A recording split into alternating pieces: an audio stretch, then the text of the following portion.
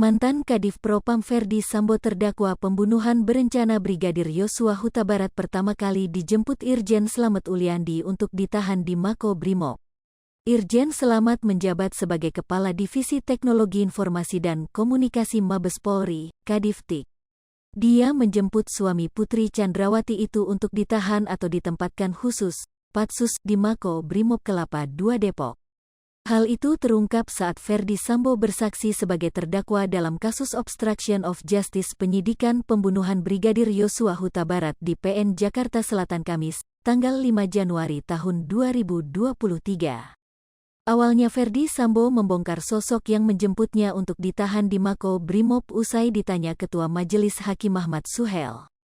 Saat itu Hakim Suhel menanyakan soal sebab skenario polisi tembak polisi yang dibuat Sambo akhirnya terbongkar. Akhirnya cerita ini terbongkarnya karena apa? Tanya Hakim Suhel. Jadi di tanggal 5 Agustus ya ditelepon rekan saya pejabat utama di Mabes Polri menyampaikan, bro ini Richard merubah keterangan, jawab Sambo. Lalu Hakim Suhel kembali menanyakan sosok yang memberitahunya soal Baradae mengubah keterangannya soal tembak-menembak antara ajudan. Lalu dia menjawab orang itu adalah Irjen Slamet Uliandi. Siapa tadi yang memberitahu saudara? Tanya Hakim.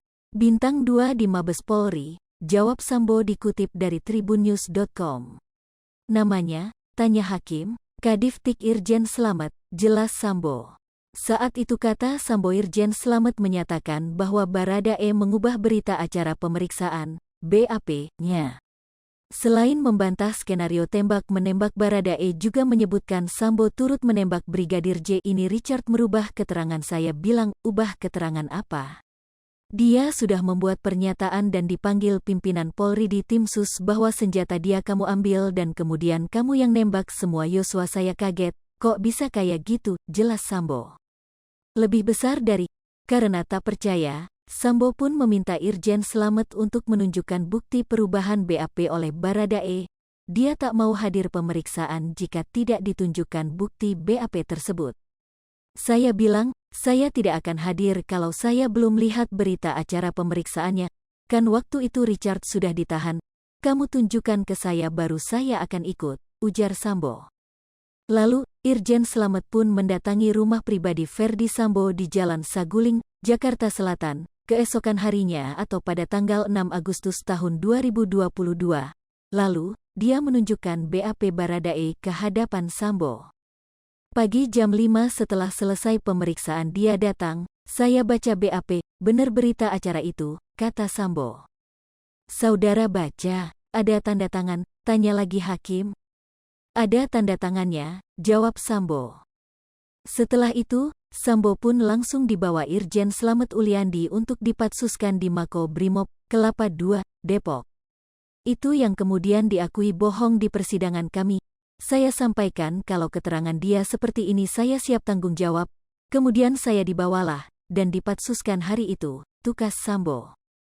Diketahui, Nofriansyah Yosua Huta Barat alias Brigadir Yosua menjadi korban pembunuhan berencana yang diotaki Ferdi Sambo pada tanggal 8 Juli tahun 2022 lalu.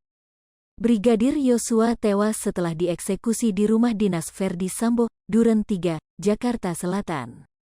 Pembunuhan itu terjadi diyakini setelah Putri Chandrawati bercerita kepada Ferdi Sambo karena terjadi pelecehan seksual di Magelang. Ferdi Sambo saat itu merasa marah dan menyusun strategi untuk menghabisi nyawa dari Yosua. Dalam perkara ini Ferdi Sambo, Putri Chandrawati, Bribka Riki Rizal alias Bribka RR, Kuat Maruf dan Barada Richard Eliezer alias Barada didakwa melakukan pembunuhan berencana. Kelima terdakwa didakwa melanggar pasal 340 subsidiar pasal 338 KUHP junto pasal 55 ayat 1 ke 1 KUHP dengan ancaman maksimal hukuman mati. Hai pemirsa Sri Popo TV, jangan lupa komen, like, dan subscribe serta tonton terus berita-berita terupdate lainnya ya.